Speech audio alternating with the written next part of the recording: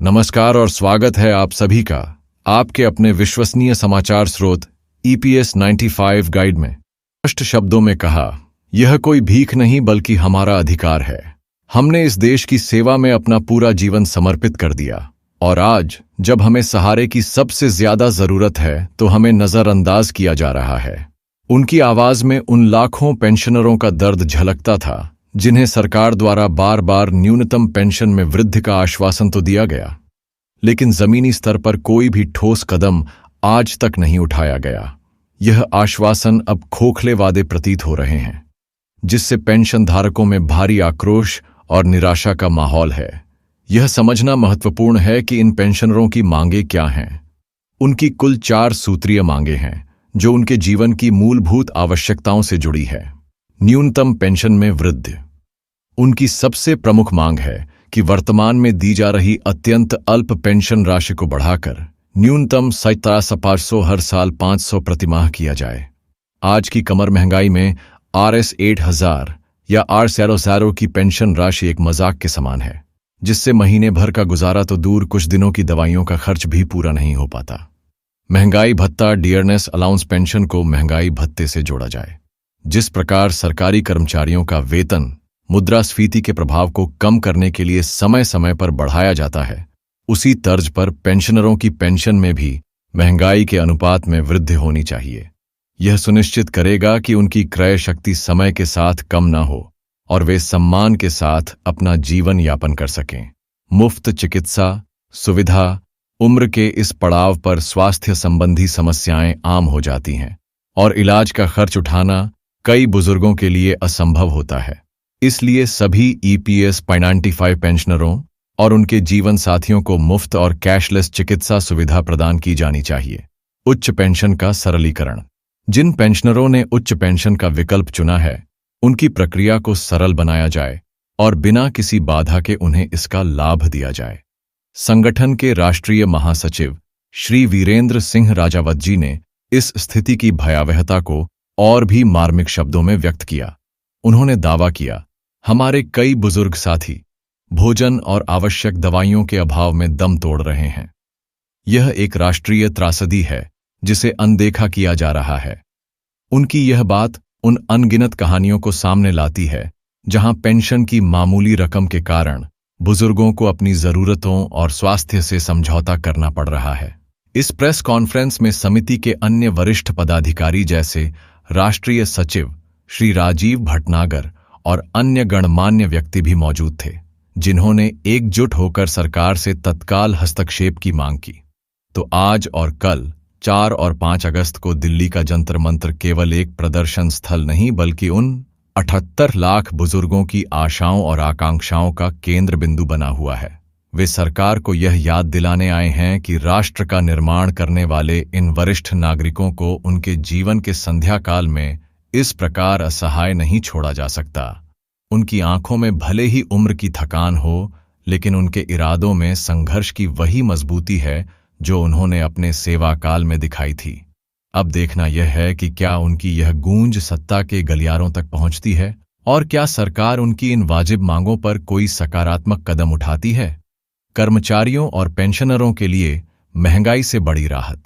DA और DR में ऐतिहासिक वृद्धि एक ओर जहां दिल्ली में संघर्ष की गूंज है, तो वहीं दूसरी ओर देश के करोड़ों केंद्रीय कर्मचारियों और पेंशन भोगियों के लिए एक अत्यंत सुखद और बहुप्रतीक्षित खौजबर सामने आई है। जुलाई 2025 से लागू होने वाले महंगाई भत्ते डियरनेस अलाउंस DA और महंगाई राहत डियरनेस रिलीफ DR को लेकर तस्वीर अब पूरी तरह से साफ हो चुकी है। यह खबर उन लाखों परिवारों के लिए राहत की सांस लेकर आई है जो बढ़ती महंगाई से जूझ रहे हैं। श्रम ब्यूरो, जो कि भारत सरकार के श्रम और रोजगार मंत्रालय का एक अभिन्न अंग है, ने जून 2025 के लिए अखिल भारतीय उपभोक्ता मूल्य सूचकांक औद्योगिक श्रमिक यानी ICPIW के आधिकारिक आंकड़े जारी कर दिए हैं और इन्हीं आंकड़ों के आधार पर यह निश्चित हो गया है कि केंद्रीय कर्मचारियों और पेंशनरों के महंगाई भत्ते में 3% की एक और शानदार वृद्धि होने जा रही है। आइए इन आंकड़ों को थोड़ा विस्तार से समझते हैं। श्रम ब्यूरो द्वारा जारी प्रेस विज्ञप्ति के अनुसार जून 2025 के महीने के लिए AICPIW सूचकांक में 1.0 पांडुअंक की वृद्धि दर्ज की गई है और यह बढ़ाकर 145.0 अंकों के स्तर पर पहुंच गया है। महंगाई भत्ते की गणना इसी सूचकांक के 12 महीने के औसत पर आधारित होती है।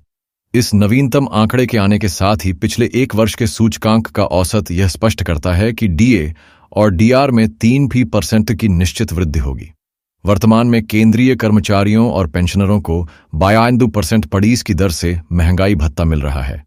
इस 3% की वृद्धि के बाद यह दर बढ़कर 88% हो जाएगी। यह एक महत्वपूर्ण उछाल है जो कर्मचारियों के मासिक वेतन और पेंशनरों की मासिक पेंशन में एक सम्मानजनक वृद्धि लाएगा। आपको बता दें कि गणना के अनुसार यह आंकड़ा वास्तव में 18% बनता है, लेकिन सरकार द्वारा डीए की गणना में दशमलव के बाद के अंकों पर विचार नहीं किया जाता है, इसलिए इसे 88% पर ही निश्चित माना जाएगा।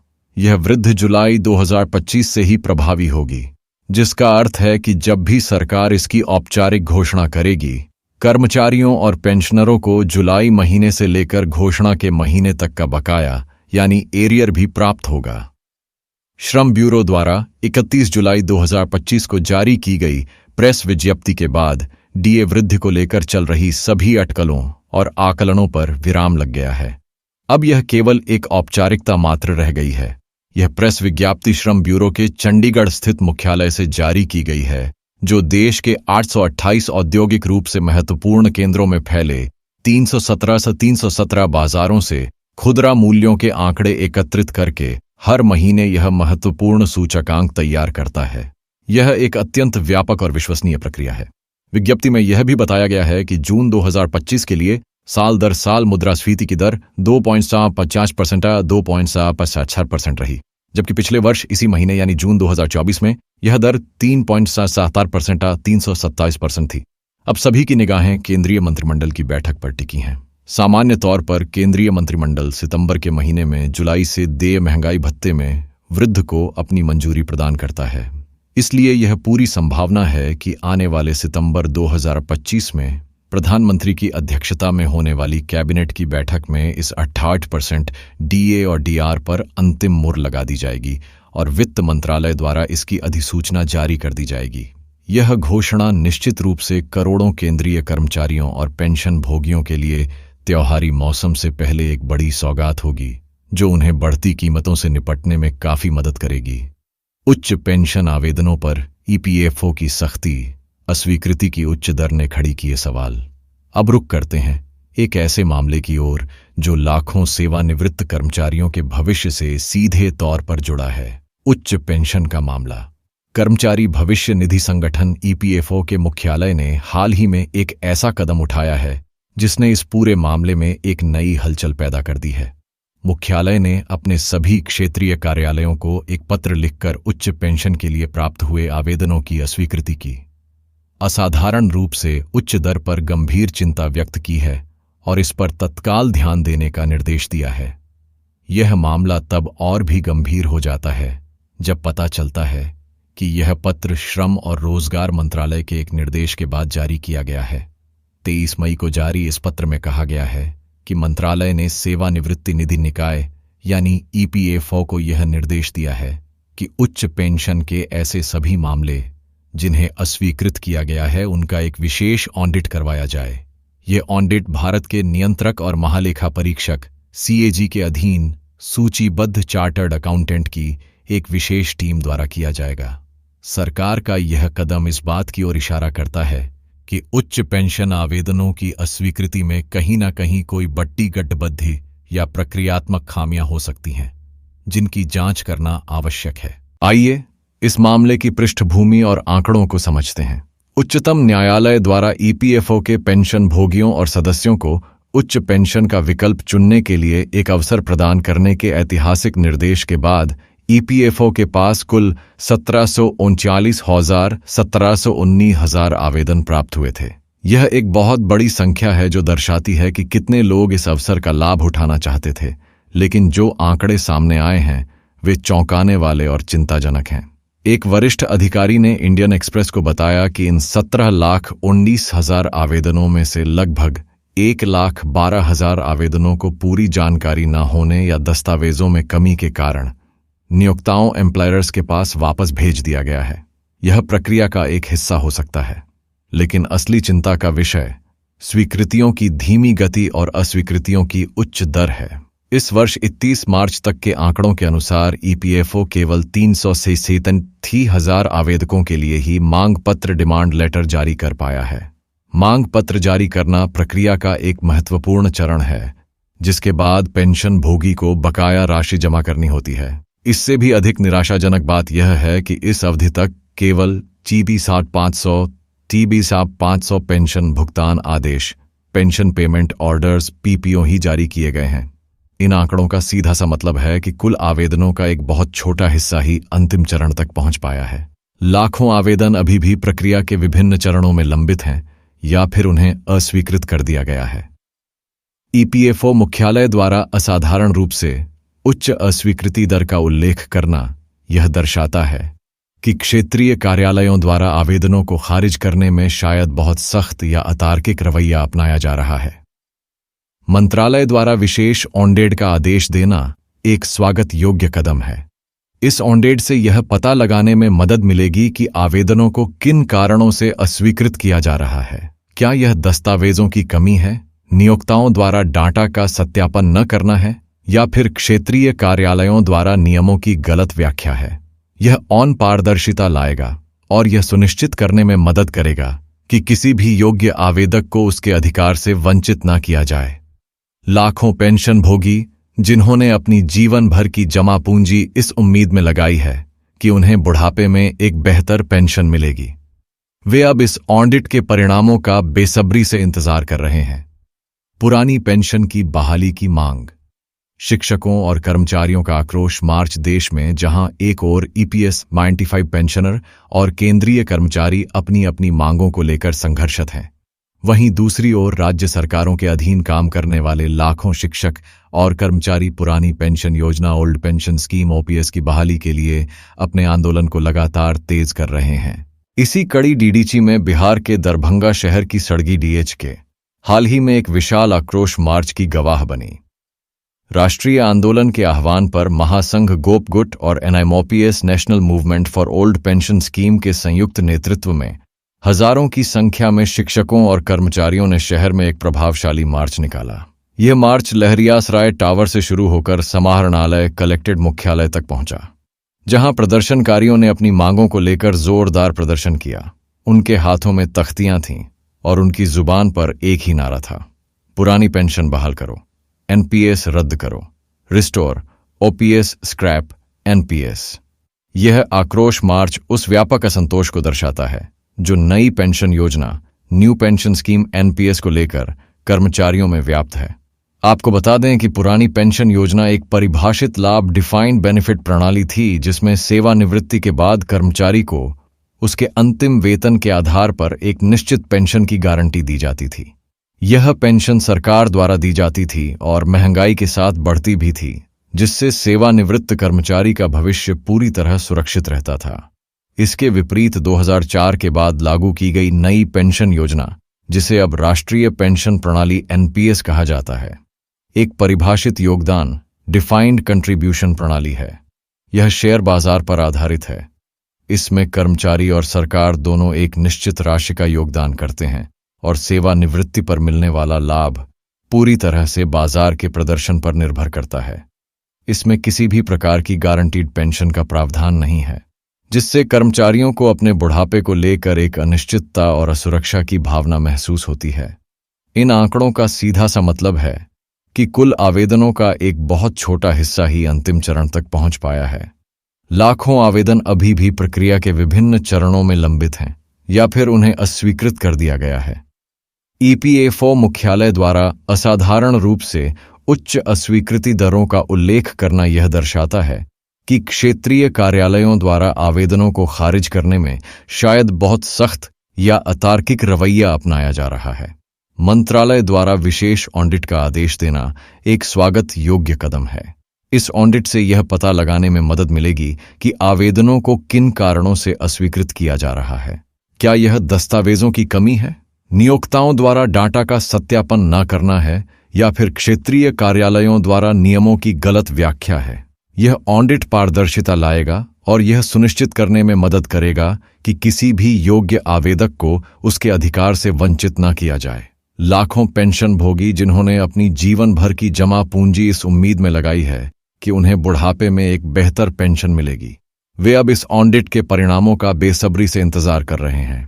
पुरानी पेंशन की बहाली की मांग, शिक्षकों और कर्मचारियों का आक्रोश। मार्च देश में जहां एक ओर EPS 95 पेंशनर और केंद्रीय कर्मचारी अपनी अपनी मांगों को लेकर संघर्षत हैं, वहीं दूसरी ओर राज्य सरकारों के अधीन काम करने वाले लाखों शिक्षक और कर्मचारी पुरानी पेंशन योजना ओल्ड पेंशन स्कीम OPS की बहाली के लिए अपने आंदोलन को लगातार तेज कर रहे हैं। इसी कड़छी में बिहार के दरभंगा शहर की सड्डा झाएं हाल ही में एक विशाल आक्रोश मार्च की गवाह बनी। राष्ट्रीय आंदोलन के आह्वान पर महासंघ गोप गुट और NIMOPS national movement for old pension scheme के संयुक्त नेतृत्व में हजारों की संख्या में शिक्षकों और कर्मचारियों ने शहर में एक प्रभावशाली मार्च निकाला। यह मार्च लरियासराय टावर से शुरू होकर समाहरणालय कलेक्टेड मुख्यालय तक पहुंचा, जहां प्रदर्शनकारियों ने अपनी मांगों को लेकर जोरदार प्रदर्शन किया। उनके हाथों में तख्तियां थीं और उनकी जुबान पर एक ही नारा था, पुरानी पेंशन बहाल करो, NPS रद्द करो, रिस्टोर OPS स्क्रैप NPS। यह आक्रोश मार्च उस व्यापक असंतोष को दर्शाता है जो नई पेंशन योजना न्यू पेंशन स्कीम NPS को लेकर कर्मचारियों में व्याप्त है। आपको बता दें कि पुरानी पेंशन योजना एक परिभाषित लाभ डिफाइंड बेनिफिट प्रणाली थी, जिसमें सेवानिवृत्ति के बाद कर्मचारी को उसके अंतिम वेतन के आधार पर एक निश्चित पेंशन की गारंटी दी जाती थी। यह पेंशन सरकार द्वारा दी जाती थी और महंगाई के साथ बढ़ती भी थी, जिससे सेवानिवृत्त कर्मचारी का भविष्य पूरी तरह सुरक्षित रहता था। इसके विपरीत 2004 के बाद लागू की गई नई पेंशन योजना, जिसे अब राष्ट्रीय पेंशन प्रणाली NPS कहा जाता है, एक परिभाषित योगदान डिफाइंड कंट्रीब्यूशन प्रणाली है। यह शेयर बाजार पर आधारित है। इसमें कर्मचारी और सरकार दोनों एक निश्चित राशि का योगदान करते हैं और सेवानिवृत्ति पर मिलने वाला लाभ पूरी तरह से बाजार के प्रदर्शन पर निर्भर करता है। इसमें किसी भी प्रकार की गारंटीड पेंशन का प्रावधान नहीं है, जिससे कर्मचारियों को अपने बुढ़ापे को लेकर एक अनिश्चितता और असुरक्षा की भावना महसूस होती है। दरभंगा में हुए इस मार्च का नेतृत्व महासंघ गोपगुट के जिला सचिव संतोष कुमार उर्फ गुड्डू पासवान, जोनल प्रभारी प्रमोद मंडल और जिला अध्यक्ष अनुसूचित कर्मचारी संघ गोपगुट सुरेश मंडल जैसे प्रमुख नेताओं ने किया। मार्च में शामिल प्रदर्शनकारियों का जोश यह बताने के लिए काफी था कि वे अपने भविष्य के साथ कोई समझौता करने को तैयार नहीं हैं। इस प्रदर्शन में कई अन्य महत्वपूर्ण नेता और कार्यकर्ता भी शामिल हुए, जिनमें महासंघ गोपगुट के विनोद कुमार भारती, योगेंद्र राम, संतोष कुमार मंडल, अश्विनी कुमार रॉय, विनोद राय, संतोष कुमार रमन और NIMOPS के विनोद कुमार गुप्ता, डॉ इकबाल, नासूद अली, महफूज शौकत, राकेश अलकमा, गुलाब, संजीत झा, सुमन और जिला प्रवक्ता जैसे कई नाम शामिल थे। इन सभी ने एक स्वर में सरकार से मांग की कि कर्मचारियों के बुढ़ापे की सामाजिक सुरक्षा को सुनिश्चित करने के लिए तत्काल NPS को रद्द कर पुरानी गारंटी शुदा पेंशन योजना को फिर से बहाल किया जाए। यह प्रदर्शन केवल दरभंगा तक सीमित नहीं है, बल्कि यह उस राष्ट्रव्यापी आंदोलन का एक हिस्सा है जो धीरे धीरे और भी मजबूत होता जा रहा है। निष्कर्ष: आज की इस विस्तृत रिपोर्ट में हमने पेंशनरों और कर्मचारियों से जुड़े 4 अलग अलग लेकिन समान रूप से महत्वपूर्ण मुद्दों पर गहराई से नजर डाली। एक तरफ दिल्ली के जंतर मंतर पर अपने हाकों के लिए संघर्ष करते 78 लाख EPS पंचामंड पेंशनरों का दृढ़ संकल्प है, जो सरकार से अपने जीवन के अंतिम वर्षों में सम्मान और वित्तीय सुरक्षा की मांग कर रहे हैं। दूसरी तरफ करोड़ों केंद्रीय कर्मचारियों और पेंशनरों के लिए महंगाई भत्ते में 1800% की वृद्धि की खहचर एक बड़ी राहत और उत्सव का कारण है। वहीं उच्च पेंशन के जटिल मामले में EPFO द्वारा अस्वीकृतियों की उच्च दर पर चिंता और सरकार द्वारा विशेष ऑडिट का आदेश देना व्यवस्था में पारदर्शिता और जवाबदेही की उम्मीद जगाता है। और अंत में पुरानी पेंशन योजना की बहाली के लिए दरभंगा में हुआ आक्रोश मार्च यह दर्शाता है कि कर्मचारी अपने सुरक्षित भविष्य के लिए किसी भी हद तक संघर्ष करने को तैयार हैं। यह सभी घटनाक्रम भारत के सामाजिक और आर्थिक परिदृश्य के महत्वपूर्ण पहलू हैं। ये दिखाते हैं कि देश के नागरिक अपने अधिकारों के प्रति कितने जागरूक हैं और लोकतंत्र में अपनी आवाज उठाने से पीछे नहीं हटते।